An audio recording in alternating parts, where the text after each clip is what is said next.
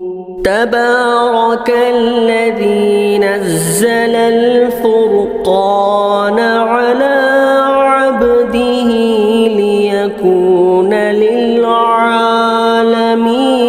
نذيرا۔ ہمارے ایک عزیز نے اسی طرح ایک سوال کیا ہے، مفتی صاحب زید کی بیوی ہندا نہایت جاہل اور بے علم عورت ہے، وہ اکثر شریعت کے خلاف نامناسب الفاظ بولا کرتی ہے، جیسا کہ نماز کے لیے کہا گیا تو اس نے کہا کہ تم نماز پڑھو اور جنت میں جاؤ، میں نہیں پڑھتی جہنم میں چلی جاؤں گی۔ یا اور کوئی شریعت کی بات کہی جاتی ہے تو کہتی ہے کہ تم شریعت پر چلو، میں نہیں چلتی یا نہیں مانتی۔ ایسی صورت میں شریعت اس کے لیے ارتداد کا حکم تو نہیں لگاتی، اگر لگاتی ہے تو نکاح باقی رہے گا یا نہیں؟ جواب دیں ان نوازشوں کی۔ سوال کرنے والے محمد حنیف صاحب بہار سے۔ دیکھیے حنیف بھائی، یہ تو آج عمومی طور پر یہ اس طرح کی باتیں عورتوں کی زبانوں سے نکلتی ہی رہتی ہیں۔ میں پہلی بات تو مسئلے کی وضاحت کر دیتا ہوں، اس کے بعد میں کچھ آخری میں تفصیلی بات بتا دیتا ہوں۔ دیکھیں ہندا کا قول، جیسا کہ آپ نے مجھے پوچھا، میں تمہارے کہنے سے نہیں پڑھتی، یعنی تم نے مجھے نماز کا حکم دیا، میں نماز تمہارے کہنے سے نہیں پڑھتی۔ جیسا کہ او مثل ذالک، اسی طرح کسی نے اس سے کہا کہ بھئی تم شریعت پر عمل کرو، تو اس نے کہی میں تمہارے کہنے سے شریعت پر عمل نہیں کرتی۔ اس کی مثال میں بتا رہا ہوں، جیسا کہ تم نے کہا کہ بھئی نماز پڑھو، تو اس نے کہا کہ میں تمہارے کہنے سے نماز نہیں پڑھتی۔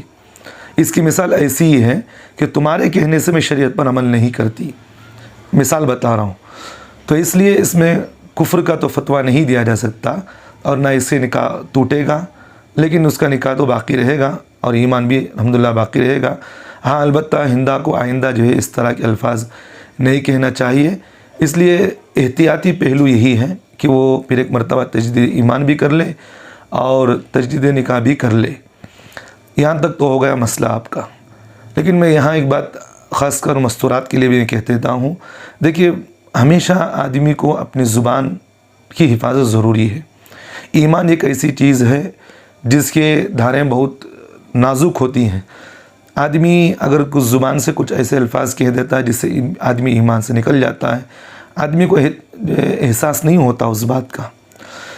تو اس لیے آج کل مستورات کے اندر یہ چیزیں بہت زیادہ پائی جا رہی ہیں، بے دھڑک کوئی زبان سے نکال دیتی ہیں۔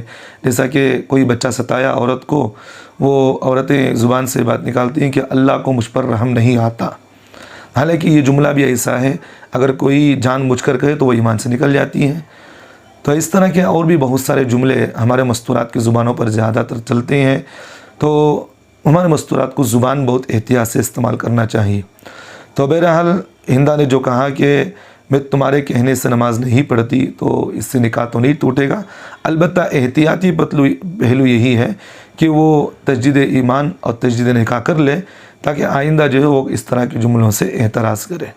اگر نہیں کرے گی تو پھر وہ آئندہ ایسے ہی کرتی رہے گی، اگر وہ احساس ہو گیا تو پھر آئندہ ان سب چیزوں سے بچنے کی کوششیں کرے گی۔